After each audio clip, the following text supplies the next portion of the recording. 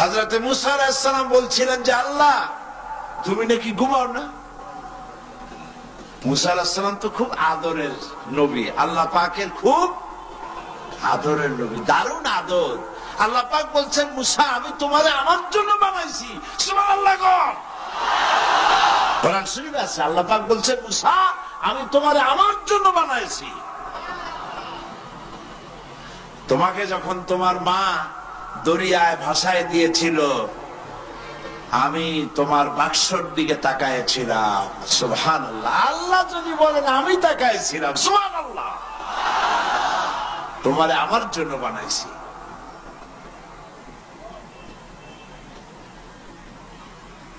সুতরাং হযরত মুসা আলাইহিস সালাম তিনি বলছেন আল্লাহ পাককে খুব আদরের নবী তো আল্লাহ তুমি নাকি ঘুমাও না। আল্লাহ কয় তুমি বিশ্বাস করো না। হযরত মুসা আলাইহিস সালাম বললেন আল্লাহ অবশ্যই বিশ্বাস করি, তবে বুঝি না বিষয়টা কি, বুঝি না কেমনে না ঘুমাই পারে, বুঝি না। আল্লাহ আচ্ছা ঠিক আছে, তুমি যখন বিশ্বাস করছো তখন আর অসুবিধা নেই, বিশ্বাস না করলে মুসিবত ছিল। পেগম্বর মানুষ তাকে তো বলতেই হবে বিশ্বাস করি, তবে বুঝি না। আল্লাহ কয়েছে ঠিক আছে বিশ্বাস যখন করো আমি বুঝাই দেব। নিয়ে আসো এক গ্লাস পানি। এক গ্লাস পানি নিয়ে আসলেন, দাঁড়ায় থাকো। মুসা আলাইহিস সালামকে আল্লাহ বললেন পানি নিয়ে দাঁড়ায় থাকো, আর ঘুমের আল্লাহ করলেন মুসারে ধর। মুসা আলাইহিস সালামের ঘুম এসে গেল। ঘুমের আমেজে হাতটা শিথিল হয়ে গ্লাসটা পড়ে ভেঙ্গে চুরমার হয়ে গেল। হযরতে মুসা আলাইহিস সালাম ভয় পেয়ে গেলেন। আল্লাহ পাক শোনায় দিলেন ভয়ের কোনো কারণ নাই, একটা পরীক্ষার জন্যই দিলাম, তোমার বোঝার জন্যই দিলাম। তুমি যেমন এক গ্লাস পানি নিয়ে একটা গ্লাস নিয়ে এক মুহূর্ত দাঁড়াতে পারলে না, ঘুম আসলো আর হাত থেকে পড়ে গ্লাসটা ভেঙে গেল। মুসারে তুমি বুঝে নাও, তুমি জেনে রাখো তাম সৃষ্টি জগৎ তোমার আল্লাহ আল্লাহ রব্বুল আলামিনের হাতের মুঠার মধ্যে রয়েছে। আল্লাহ রব্বুল আলামিন যদি ঘুমায় যান এই পৃথিবীর আকাশ এবং জমিনের সব ট্রাফিক কন্ট্রোল আল্লাহ পাক নিজেই করেন।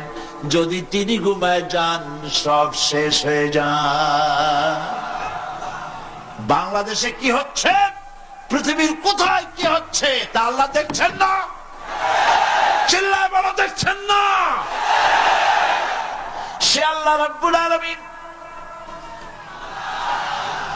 তিনি পরিষ্কার করে বলছেন যারা নাকি মুমিন বান্দা তারা অহংকারী হয় না, ক্ষমতায় থাকুক ক্ষমতায় না থাকুক কোন অবস্থাতেই অহংকারী হতে পারে না। আল্লাহ পাক শোনায় দিয়েছেন যারা অহংকার করে তাদেরকে পরিষ্কার করে বলেছেন ওয়ালা তামশি ফিল আরদি মারহান ইন্নাকা লান তাখরিকাল আরদা ওয়া লান তাবলুগাল জিবালা তুলা ওয়ালা তামশি ফিল আরদি মারহান।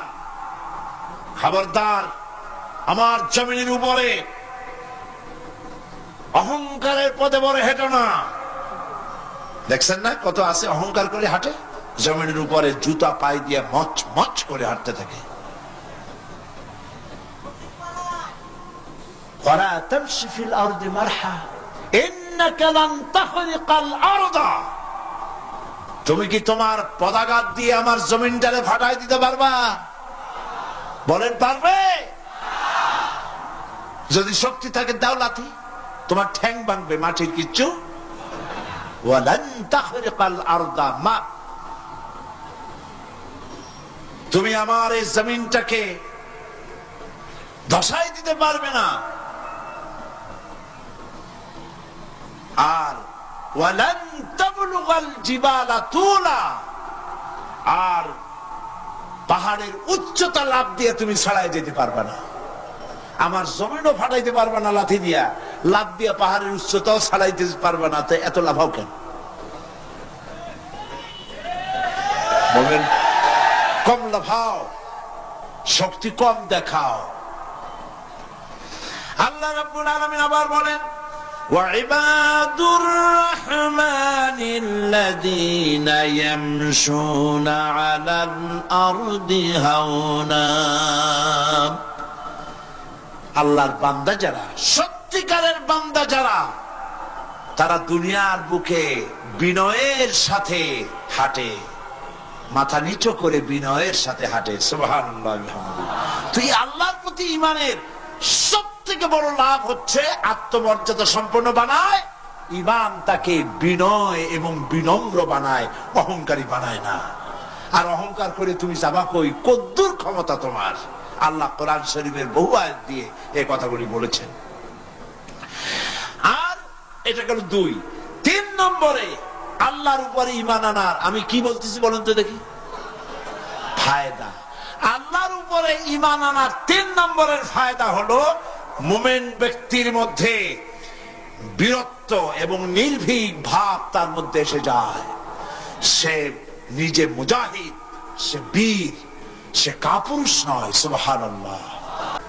রাসূলের কাছেও একটা ইউনিভার্সিটি ছিল, সেই ইউনিভার্সিটির নাম হলো আল হেরা ইউনিভার্সিটি।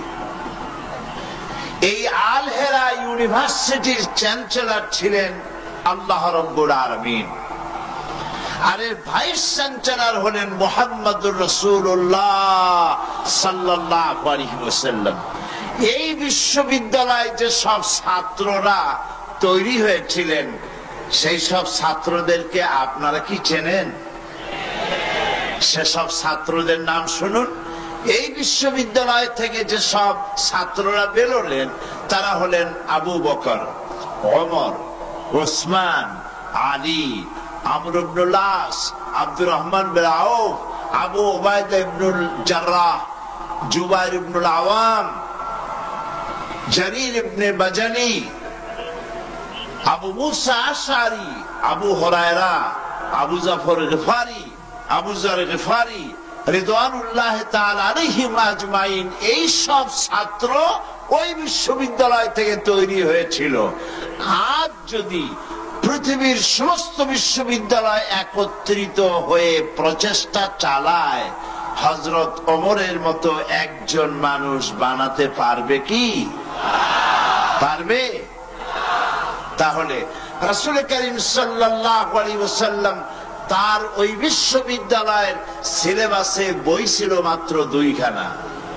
রাসূলের বিশ্ববিদ্যালয় সিলেবাসের কিতাব ছিল কয়খান? 1খানা হলো কোরআন শরীফ, আর একখানার নাম আপনারা বলুন। মাশাআল্লাহ।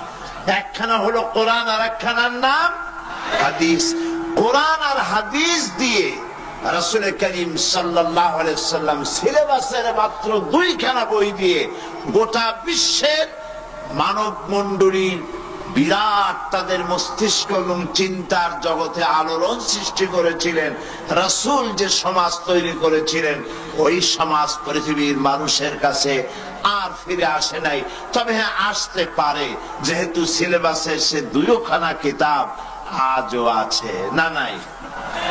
রাসূলুল্লাহ বলেছেন, খায়রুল কুরুনি কারনি, সর্বশ্রেষ্ঠ যুগ হচ্ছে আমার যুগ।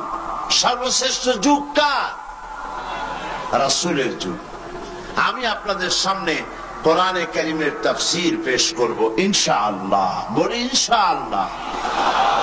আমি ভাবতেও পারি নাই পত্র পত্রিকা পড়ে যে কোরআন শরীফের তাফসীরের মাহফিল ঢাকাবাসীরা এবার শুনতে পারবে। কিন্তু মাবুদের দয়া, কোরআন শরীফ কার? কোরআন শরীফ কার?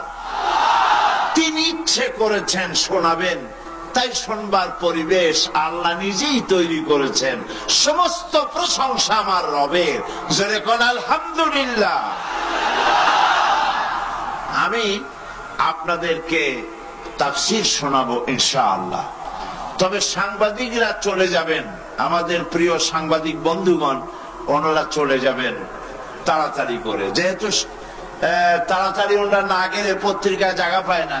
এই জন্য প্রতি বছর আপনারা জানেন যে আমি যা আলোচনা করতে চাই তার একটা জিস্ট, সামান্যতম কিছু কথা তাদের জন্য আমি বলি, যাতে করে তারা পত্রিকায় দিতে পারেন। কারণ হলো এইখানে যত লোক আসছেন, এইটাই তো বাংলাদেশ, বাংলাদেশের পুরোটা না, সামান্য কিছু লোক আমরা আসছি।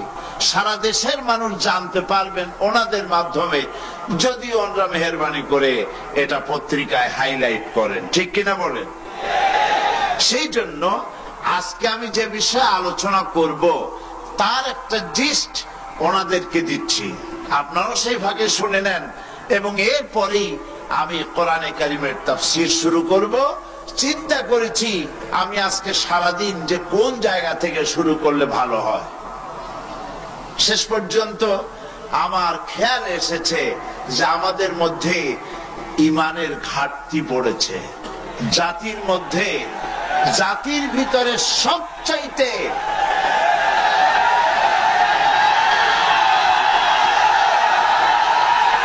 জাতির মধ্যে সবচাইতে যে জিনিসের ঘাটতি হয়েছে তার নাম কি?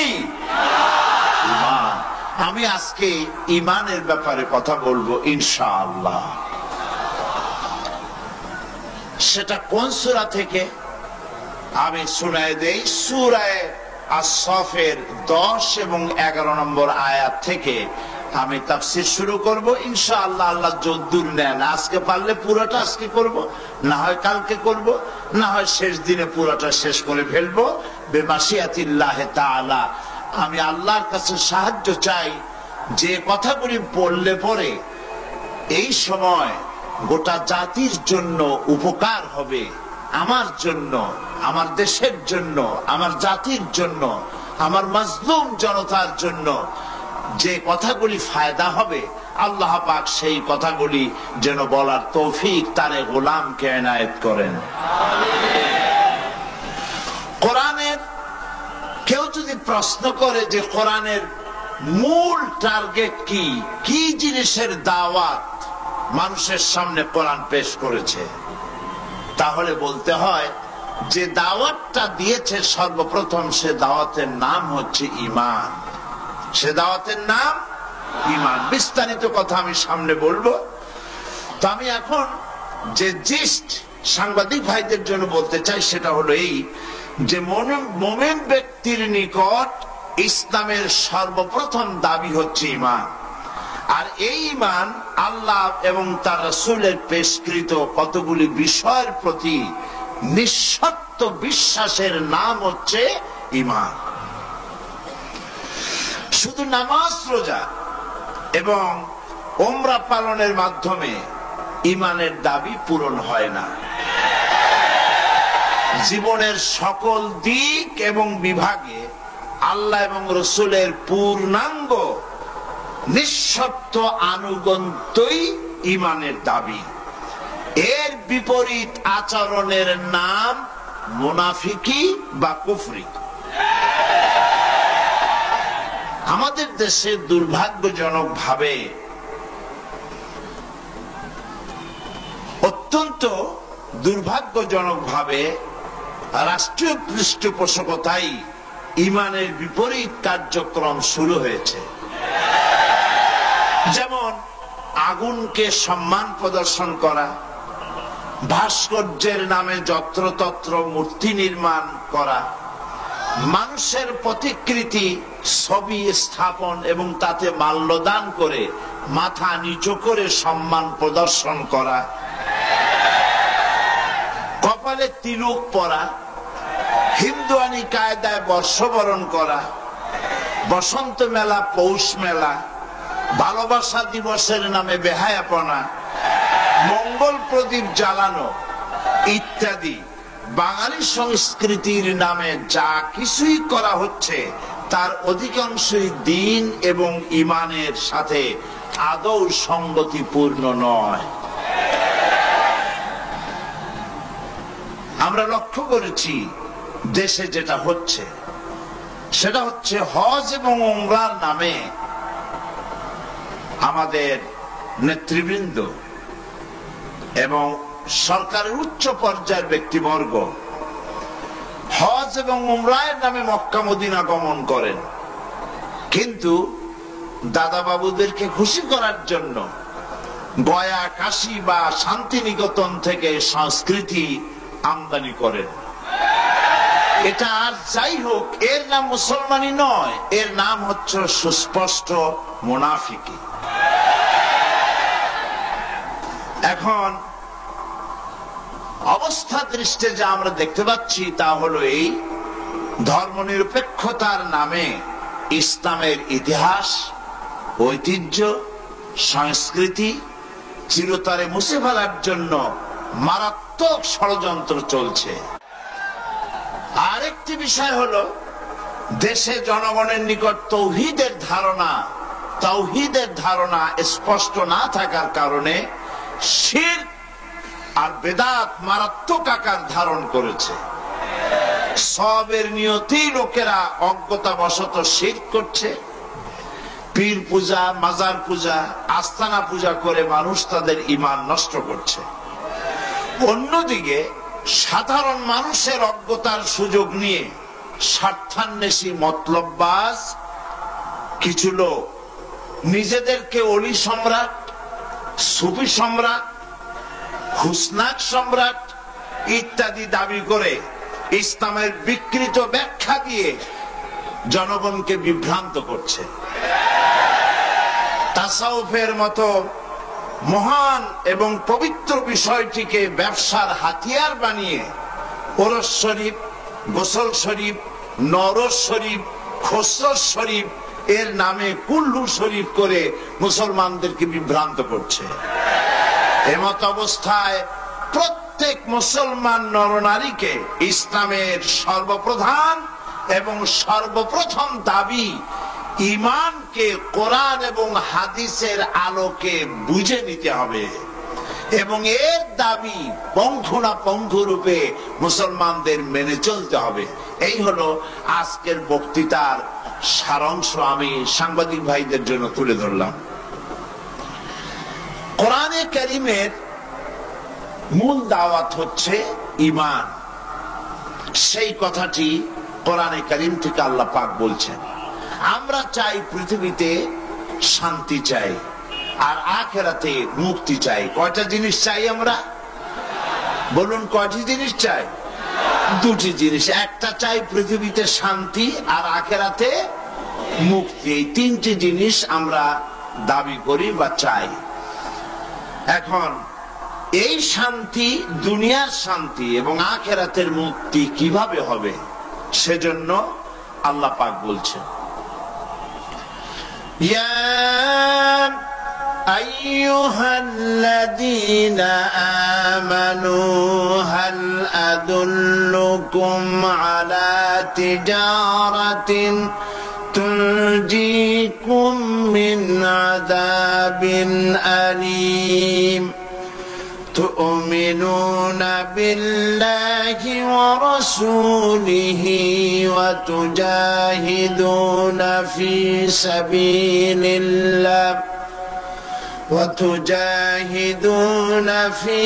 سبيل الله بأموالكم وأنفسكم ذلكم خير لكم إن كنتم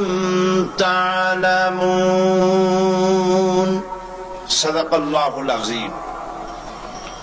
আল্লাহ পাক বলছেন সূরা আস-সাফ, হে বিশ্বাসীরা, তোমরা যারা ঈমান এনেছো শোনো, আমি কি তোমাদেরকে এমন একটা ব্যবসার কথা বলবো না যে ব্যবসায় তোমাদেরকে জাহান্নামের কঠিন পীড়াদায়ক শাস্তি থেকে রক্ষা করবে? এমন একটি ব্যবসার কথা আমি কি তোমাদেরকে বলবো না? তার মানে হচ্ছে অবশ্যই আমি তোমাদেরকে এরকম একটি ব্যবসার কথা বলবো। সুবহানাল্লাহ বলেন।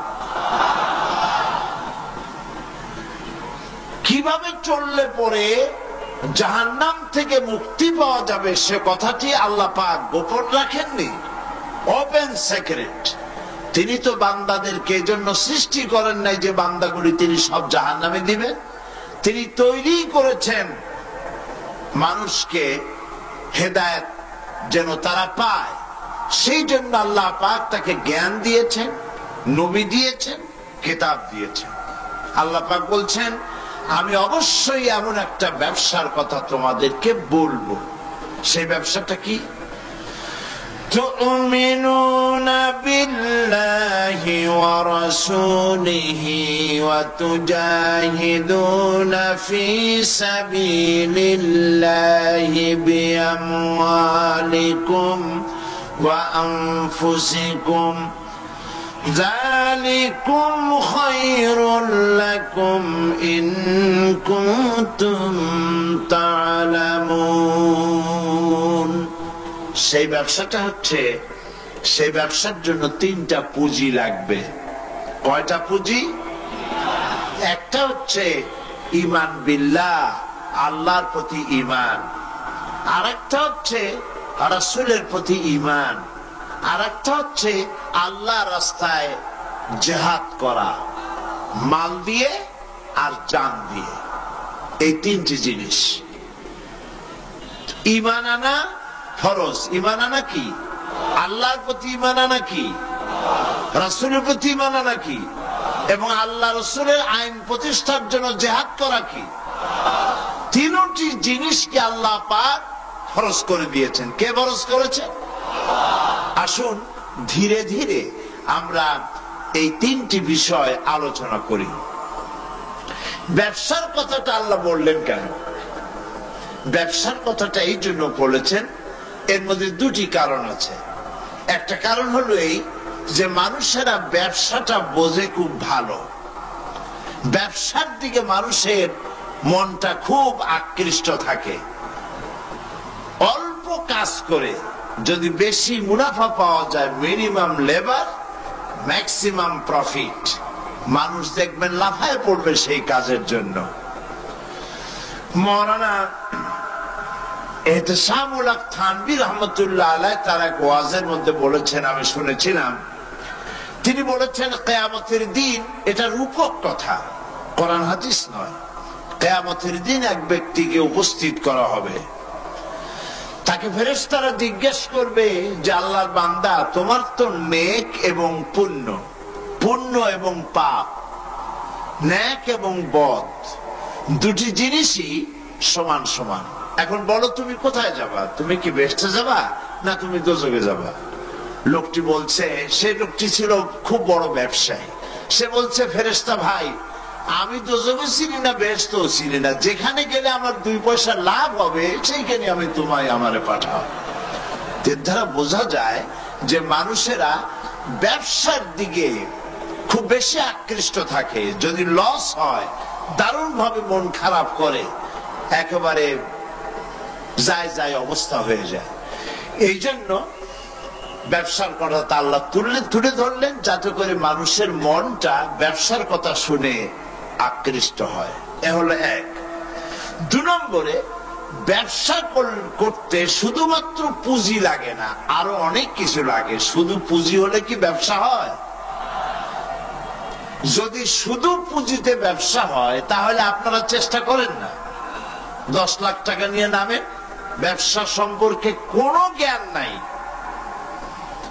ব্যবসার কিছু জিনিসপত্র কিনে নিয়ে 10 লাখ টাকা বা 20 লাখ টাকার পুঁজি নিয়ে বসেন, 1 মাসও লাগবে না আপনার দোকানে লাল বাতি কয়েকটা জ্বলার জন্য, ঠিক কিনা? তাহলে ব্যবসা করার জন্য শুধু পুঁজি যথেষ্ট নয়, পুঁজির সাথে সাথে ব্যবসার জ্ঞান থাকতে হবে, ঠিক কিনা? অভিজ্ঞতা থাকতে হবে, জ্ঞান থাকতে হবে।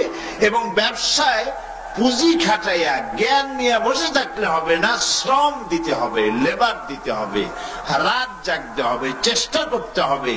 দেশ বিদেশের ওই মালের, যে মালের ব্যবসা আপনি করেন, তার দাম কোথায়, কেমন, কোথা থেকে কিনলে লাভ, আপনি এখানে বিক্রি করলে লাভ বেশি হবে, এই সব ব্যাপারে চিন্তা ভাবনা করতে হবে, শ্রম দিতে হবে, মেধা দিতে হবে, রাত জাগতে হবে, দৌড়দৌড়ি করতে হবে। এত কিছু করার পরে তারপরে ব্যবসা হওয়ার সম্ভাবনা আছে, তবে লসের সম্ভাবনাও উড়ায় দেওয়া যায় না। আল্লাহ পাক বলছেন, আমার সাথে একটা ব্যবসা করো। এই ব্যবসাটা হলো ঈমানের ব্যবসা। এই ব্যবসাটা কিসের ব্যবসা? ইমানের ব্যবসা। এই ব্যবসার জন্য, এই ব্যবসাটার উদ্দেশ্য কি? জাহান্নাম থেকে বাঁচা। বলেন ব্যবসার উদ্দেশ্য কি? জাহান্নাম থেকে বাঁচার জন্য একটা ব্যবসা আমার সাথে করো। সেই ব্যবসাটার পুঁজি হলো ঈমান। সেই ব্যবসার ক্যাপিটাল কি? ঈমান।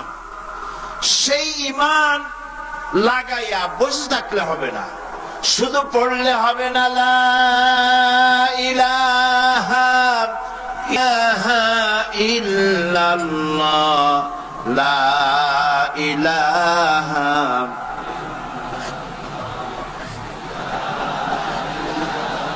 অল্প দিবা। লা ইলাহা ইল্লাল্লাহু মুহাম্মাদুর রাসূলুল্লাহ। এই কলেমার পুঁজি খাটাইয়া বসে থাকলে হবে না, ঈমানের জন্য পুঁজি খাটাতে হবে। পুঁজি হলো জাহান্নাম থেকে বাঁচার জন্য, পুঁজি হলো ঈমান। সেই ঈমান খাটাইয়া কলেমা পড়ে বসে থাকলে হবে না, শ্রম দিতে হবে, চিন্তা করতে হবে, রাত জাগতে হবে। যার উপরে ঈমান এনেছেন তার উপরে ঈমান আনার কারণে যদি অত্যাচার আসে সহ্য করতে হবে, বরদাস্ত করতে হবে। এরকম নয় ঈমান এনেছি এই কথা বলবেন আহাসিবান নাসু আইয়ুতরাকু আইয়াকুলু আমান্না ওয়া হুম লা ইফতানুন। আল্লাহ রাব্বুল আলামিন বলেছেন, লোকেরা কি একথা ভেবেছে ঈমান এনেছি এই কথা বলার সঙ্গে সঙ্গে বিনা পরীক্ষায় আমি তাদেরকে জান্নাত দেব, এটা কি মনে করেছেন, মনে করে নিয়েছে নাকি? তাদেরকে পরীক্ষা করা হবে না, অবশ্যই পরীক্ষা করা হবে।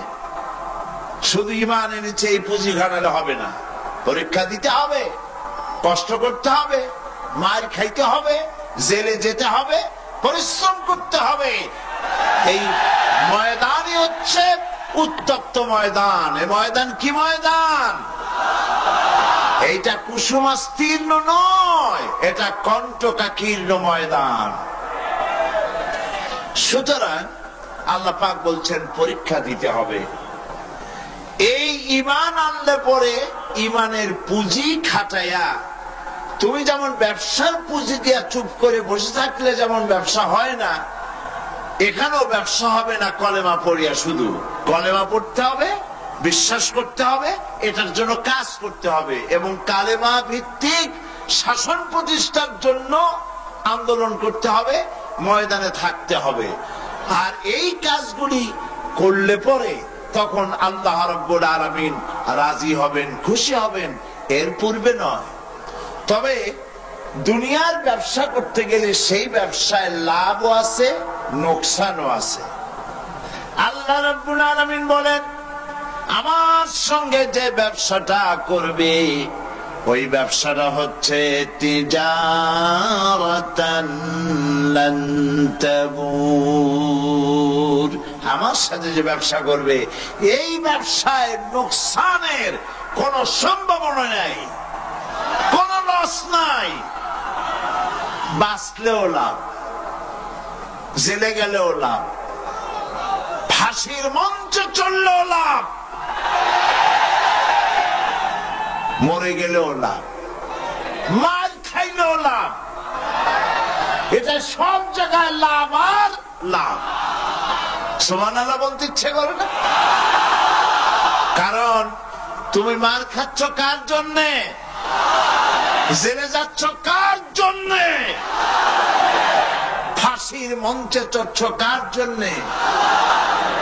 সুতরাং তোমার তো কোনো দুঃখ থাকার কথা নয়, তোমার তো কোনো চিন্তা থাকার কথা নয়।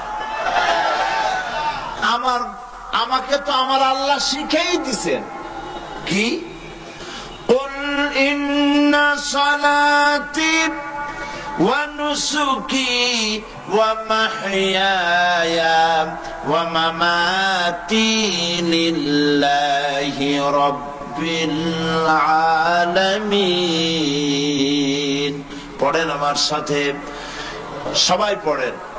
ইন্না সলাতি ওয়া নুসুকি ওয়া মাহইয়ায়া ওয়া মামাতি লিল্লাহি রাব্বিল আলামিন। আল্লাহ পাক বলেন, বলো নিশ্চয়ই আমার নামাজ, আমার কুরবানি, আমার হায়াত, আমার মওত সবকিছু আল্লাহ রাব্বুল আলামিনের জন্য। কার জন্য?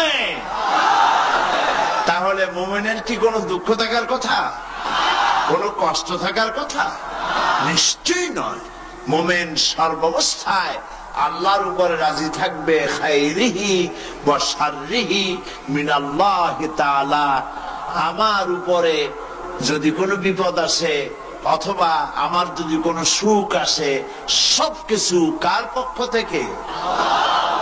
হয়রান হওয়ার, পেরেশান হওয়ার কোনো কারণ নাই। আমার জন্য যা হয় তার মধ্যে কল্যাণ আছে। আমি বুঝি না কল্যাণটা কত দূরে, তবে কল্যাণ হবেই হবে ইনশাআল্লাহ। আল্লাহ পাক বলছেন, শোনো, আল্লাহর উপরে ঈমান আনতে হবে।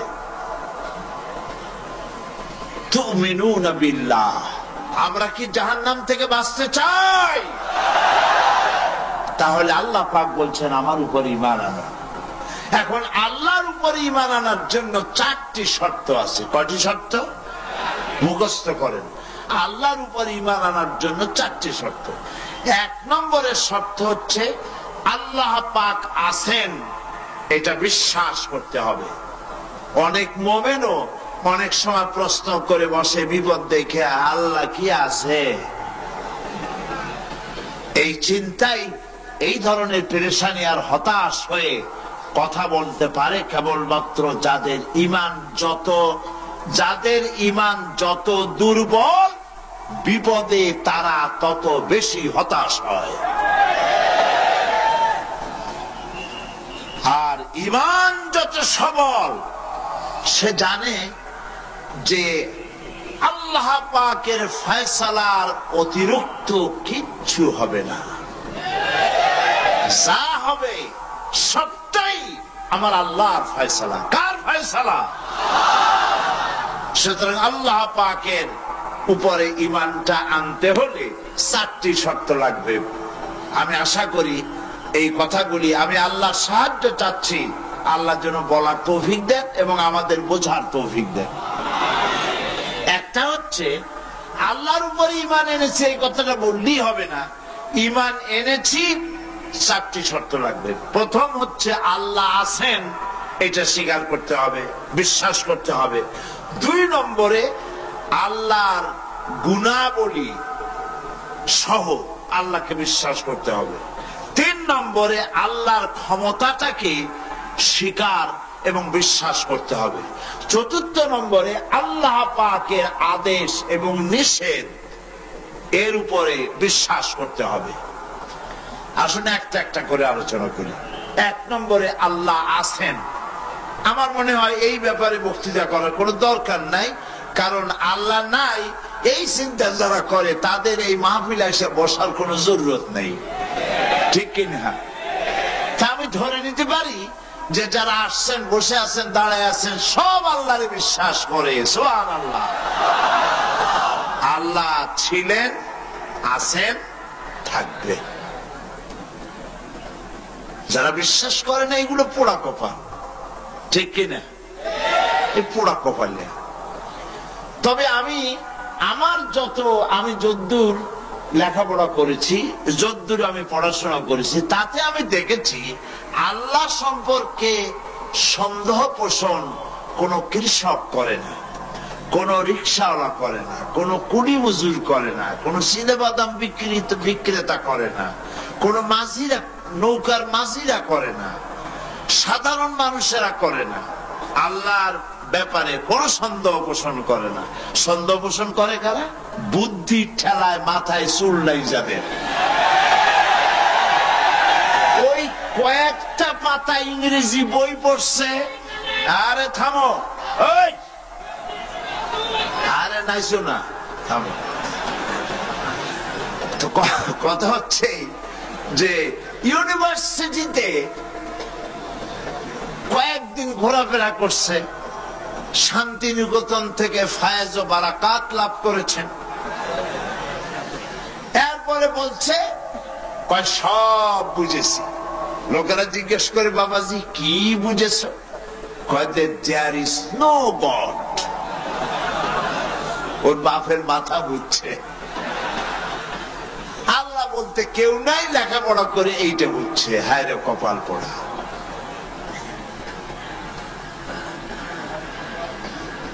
একজন কৃষক একজন ছাগলের রাখালকে আরব দেশে জিজ্ঞেস করা হয়েছিল, আল্লাহ যে আছে এর কোন প্রমাণ তুমি কি দিতে পারবা? তুমি কি প্রথমে বলো আল্লাহ আছে, তুমি কি বিশ্বাস করো? অবশ্যই করি। আল্লাহ আছে এর কোন প্রমাণ আছে তোমার কাছে? কোনো প্রমাণ নাই, তবে আমি বুঝি আল্লাহ আছে। বলে কেমনে? কয় যে আমি তো ছাগলের রাখাল, আমি তো লেখাপড়া করিনি, আমি দার্শনিকও না বিজ্ঞানীও না কিছু না, ছাগল পালি। আমি চিন্তা করি ছাগলে খায় ঘাস আর পায়খানা করে কতগুলো ক্যাপসুলের মতো ট্যাবলেট। আল্লাহ যদি না থাকবে সেগুলো হয় কেমনে? ওর মাথা যেমন ও বুঝছেও তেমন। কথা বুঝতে পেরেছেন? ছাগলের রাখাল ছাগলের পায়খানা দেখা ওর মনেও চিন্তা আসে, নিশ্চয়ই কেউ পরিকল্পনা করে এরকম করে। কিন্তু ইউনিভার্সিটিতে কিছু সংখ্যক শিক্ষক আছেন জনগণের 12 কোটি মুসলমানের পয়সা দিয়া বেতন খায় আর বলে আল্লাহ নাই। একজন তো এই কথা কয়ে মরিয়ে গেছে। মরার সময় বেচারা বুঝতে পারছে যে কবরে গেলে দশাটা কি হবে, সেই জন্য কবরে যাব না। বলে দিল আমার দাফন করবে না, কাফন দিবা না, জানাজা দিবা না, এমনি নিয়া ফেলাইতো। তারপরে কি বলে মেডিকেল কলেজে দিয়ে দিও, ছেলেরা আমাকে অপারেশন করিয়া কাটাছেড়া করিয়া অপারেশন শিখবে। তার ওসিয়ত অনুযায়ী কাজ হয়েছে। এত বড় বুদ্ধিজীবী, তো তার ওসিয়ত তো শোনাই লাগে। ওর কাফনও হয় নাই, দাফনও হয় নাই, গোসলও হয় নাই, কপালে নাই, কি হবে? তারপরে থুইছে বারডেমের মধ্যে। কিছুদিন পর তাকে পাঠানো হয়েছে মেডিকেল কলেজে। মেডিকেল কলেজের ছাত্ররা যখন শুনলো যে ওই লোকটার লাশ আসতেছে, ওরা দাঁড়ায় বলছে আল্লাহর রাস্তায় মাফ চাই, এই হুজুর এখানে আনবেন না। উনি বেঁচে থাকতে আল্লাহর অস্বীকার করছে। এখন ওনারে কাইটা যদি আমরা অপারেশন শিখি, তাহলে যে রুগীরে ধরবো যাও বাঁচবে ওইটা মরবে। কাজী এটার ফিরা। এরপরে নিয়ে কোন জায়গায় নিল না, আবার নিয়ে বারডেমের ডিপ ফ্রিজের মধ্যে রেখে দিছে। আমার এখন চিন্তা হয়েছে যে এই লাশটারে যদি এখন রাস্তায় ফালায় দেয়, কুত্তাও খাবে না। কারণ আমার দেশের কুত্তা, আমার দেশের কুকুরেরা এতটা অভদ্র না যে কুকুরে এত পুরানা বাসি লাশ খাওয়ার মতো আমাদের কুকুর এত বেয়াদব হয় নাই, এতটা অসভ্য হয়ে পারে না। কাজী আল্লাহর সাথে যারা নাফরমানি করে, আল্লাহ এরকম দেখান, তবে এগুলি বুঝবে কারা? বুঝবে কারা? আল্লাহ রাব্বুল আলামিন বলেন, وَتِلْكَ الْأَمْثَالُ نَضْرِبُهَا لِلنَّاسِ وَمَا يَعْقِلُهَا إِلَّا الْعَالِمُونَ।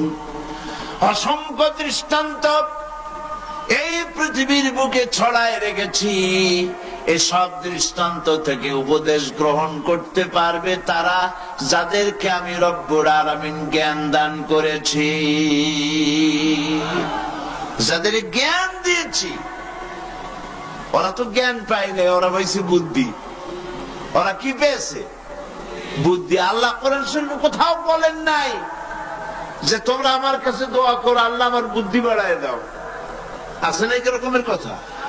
আল্লাহ কি বাড়াইতে বলছে? আল্লাহ রাব্বুল আলামিন বান্দাদেরকে শিখাইছেন, বান্দারা আমার কাছে দোয়া কর, রব্বি জিদনি ইলমা। পড়েন সবাই, রব্বি জিদনি ইলমা। আয় আমার রব, আয় আমার স্রষ্টা, তুমি আমার ইলমকে, আমার জ্ঞানকে বৃদ্ধি করে দাও। বলেন সুবহানাল্লাহ। সুতরাং আল্লাহ রাব্বুল আলামিন সম্পর্কে সামান্য লেখাপড়া যারা করে ওরা আল্লাহরে বুঝবে কি করে? তবে আল্লাহ কোনো অ্যাকশন নেন না। পিঁপড়া সে যদি হাতির দেখে একটা ঠ্যাং উঁচু করে বলে, এই হাতি কত বড় একটা দেহ, এরকম যদি একটা বেসকি দেয়, তাহলে হাতি কি পিঁপড়ারে তাড়িয়ে আসে নাকি? আরে তোমার মতো ছাগল পাগল কইল যে আল্লাহ নাই, তাতে আল্লাহ কিছু আসে যায়? ছাগল পাগল, কুকুর, ভেড়া, এইগুলোর কোনো দাম নাই আল্লাহর কাছে, এগুলোর কোনো মূল্য নাই। আল্লাহ পাক বলেছেন, যারা আল্লাহরে অস্বীকার করে, যারা কাফের, তারা জানোয়ারের চাইতে নিকৃষ্ট। তারা হচ্ছে পৃথিবীর সমস্ত সৃষ্টি জগতের মধ্যে নিকৃষ্ট হচ্ছে তারা, যারা কাফের, যারা আল্লাহকে অস্বীকার করেছে। দেখুন কোরআন শরীফে আল্লাহ পাক এক জায়গায় বলেছেন, ওয়ালাকাদ জারা'না লি জাহান্নামা কাসীরাম মিনাল জিন্নি ওয়াল ইনস। আমি মানুষ এবং জিনেদের মধ্যে এক শ্রেণীর মানুষ আর জিনকে তৈরি করেছি জাহান্নামের জন্য। জাহান্নামের জন্য তারা তৈরি হয়েছে। কারা? লাহুম কুলুবুন লা ইয়াফকাহুনা বিহা, যাদেরকে অন্তঃকরণ দিয়েছি, এই অন্তঃকরণ দিয়ে সব বুঝলো, এই বিবেক দিয়ে সব বুঝলো, কিন্তু আমারে বুঝলো না, আমার সৃষ্টি বুঝলো না। ওয়ালাহুম আয়ুনুন লা ইউবসিরুনা বিহা, তাদের চোখ দিছি, কিন্তু চোখ দিয়ে সব দেখলো, আমার সৃষ্টি দেখে আমাকে চিনলো না। তাদের কান দিলাম, এ কান দিয়া সব শুনলো, কিন্তু মজলুম দুর্বলের ফরিয়াদ তাদের কানের মধ্যে ঢুকলো না। উলাইকা কাল আনআম, আল্লাহ পাক বলেন এগুলি হলো চতুষ্পদ। কি কোন আপনারা বলেন? কি জানোয়ার? কে বলতেছেন? আপনারা কি রাগ করতেছেন নাকি? আর রাগ করলে হবেটা কি? সৃষ্টি যিনি করেছেন, এই পদবাচ্যে বিশেষিত বিবেচিত করেছেন সেই আল্লাহ। আল্লাহ পাকই বলছেন, বিবেক দিলাম, আমাকে চিনলে না, চোখ দিলাম, আমার সৃষ্টি দেখে আমাকে উপলব্ধি করলে না, হেদায়েত পেলে না, কান দিলাম, হক শুনলে না, উলাইকা কাল আনআম, মালিক চেনো নাই, কাজী তুমি হচ্ছ চতুষ্পদ জানোয়ারের মতো। এ পর্যন্ত বললে না হয় হতো, কিন্তু আল্লাহ আর একটু আগায় গেলেন। আল্লাহ পাক সামনে গিয়ে বললেন, বাল হোক আদাল, জানোয়ারের চাইতে নিকৃষ্ট। আমি এইটা বুঝি নেই, জানোয়ারের চাইতে নিকৃষ্ট আল্লাহ কইলেন কেন? পরে অনেক চিন্তা করে বুঝে আসলো। আল্লাহ পাক বলেছেন, বুঝতে চেষ্টা করতে চাইলে আল্লাহ পাক বোঝার ব্যবস্থা করে দেন। সুবহানাল্লাহ। তো এটা কেন জানোয়ারের মতো হইল কেন? পরে চিন্তা করে দেখলাম যে বিষয়টা হচ্ছে মালিককে চেনা নিয়ে, আল্লাহকে চেনা নিয়ে। পশুতে কিন্তু মালিক চেনে, পশুতে মালিক চেনে। যেমন আপনারা বাড়িতে যদি কেউ কুকুর পোষেন, কুকুর পোষেন অনেকে, এই কুকুর পোষেন কেন? কুকুর পুষেছেন চোর ডাকাত যাতে বাড়িতে হামলা না করতে পারে, সেই জন্য কুকুর পুষেছেন। গভীর রাত্রে মানুষের পায়ের আওয়াজ পাওয়ার সাথে সাথে কুকুর তার ভাষায় বিরাট গর্জন করে ওঠে, ঠিক কিনা? তার ভাষায় সে বলে, সে বলতে থাকে, তার ভাষায় সে বলে, থাম, স্টপ, পরিচয় দে তুমি কে। এখন ওই লোকটা যদি মালিক হয়, বাড়ির মালিক, কুত্তার মালিক, তাহলে সে যখন বলে কুকুর একটা নাম রাখে, ডবলু বল্টু কিছু একটা রেখে দেয়, তো কুত্তার নাম ধরে কুত্তারে ডাক দিল থাম। কুত্তা তখন বোঝে আমি তো ভুল করছি, এ তো আমার মালিক। কুত্তা তখন কাছে চলে যায়, গায়ে লেজ নাড়াইয়া গায়ে বুলাতে থাকে। লেজ নাড়ানো মানে কুত্তায় গ্রিন সিগন্যাল দিয়ে দিছে, আপনি যাইতে পারেন, আপনার কোনো অসুবিধা নেই বাড়িতে ঢোকার ব্যাপারে। তাহলে দেখা গেল কুত্তায় মালিক চেনে। কুত্তা কি করে? আবার যদি চোর আর ডাকাত আসে, তাহলে কুকুর ঘেউ করে ওঠার সঙ্গে সঙ্গে চোর বা ডাকাত আওয়াজ তো করতে পারবে না, তার মালিক জেগে উঠবে। দৌড়াতে গেলে আর উপায় নাই, কুত্তা আবার এখন আর লেজ নাড়বে না, চাম করে পড়বে এবং কামড়ায় ধরবে তার ঠ্যাং অথবা ঘাড়, ঠিক কিনা? তাহলে বোঝা গেল কুত্তায় শত্রুও চেনে, মালিকও চেনে। কিন্তু এক শ্রেণীর নাস্তিক, তথাকথিত এক শ্রেণীর বুদ্ধিজীবী যারা আল্লাহকে অস্বীকার করেছে, সব বুদ্ধিজীবী খারাপ তা না, কিছু বুদ্ধিজীবী তো নিশ্চয়ই ভালো, ঠিক কিনা বলেন? কিন্তু এক শ্রেণীর আছে যারা আল্লাহরে চেনে নাই, ওরা কিন্তু বাড়ির ওই গৃহপালিত ওই পশুর চাইতেও নিকৃষ্ট, বালহন আদাল জানোয়ারের চাইতেও নিকৃষ্ট। মালিককে চিনতে হবে। সেই মালিককে চেনার জন্য আল্লাহ রাব্বুল আলামিন কোরআনে কারীমের ভিতরে এই সূরাটির মধ্যে আল্লাহ পাক বলছেন আমার সাথে ব্যবসা করতে হবে, এবং প্রথম কাজ হচ্ছে আমাকে চেনা, আল্লাহকে চিনতে হবে। আল্লাহ আছেন তা বিশ্বাস করতে হবে। একটি কথার ভেতরে, একটি ছোট্ট সূরার মধ্যে আল্লাহ পাক বিষয়টি ক্লিয়ার করেছেন। আল্লাহ পাক বলেছেন قُلْ هُوَ اللَّهُ أَحَدٌ। সূরাটি মুখস্থ আছে কিনা? বলেন সবাই আমার সাথে, গলা ছেড়ে দিয়ে পুরুষের মতো। قُلْ هُوَ اللَّهُ أَحَدٌ اللَّهُ الصَّمَدُ لَمْ يَلِدْ وَلَمْ يُولَدْ وَلَمْ يَكُنْ لَهُ كُفُوًا أَحَدٌ। আল্লাহ পাক বলেন, বলো হে নবী আপনি বলুন আল্লাহ এক এবং একক, তিনি বেনিয়াস, কারো মুখাপেক্ষী তিনি নন, তিনি কাউকে জন্ম দেন নাই, তাকেও কেউ জন্ম দেয় নাই। আকাশ আর জমিনে আল্লাহ পাকের সমকক্ষ কেউ নাই। সুবহানাল্লাহ। এ হচ্ছে আমার আল্লাহ, এ হচ্ছে আমার আল্লাহ। কাউকে জন্ম দেন নাই, তিনিও কারো জন্মে হন নাই, তিনি কারো মুখাপেক্ষী নন, আকাশ আর জমিনে তার সমকক্ষ কেউ নাই।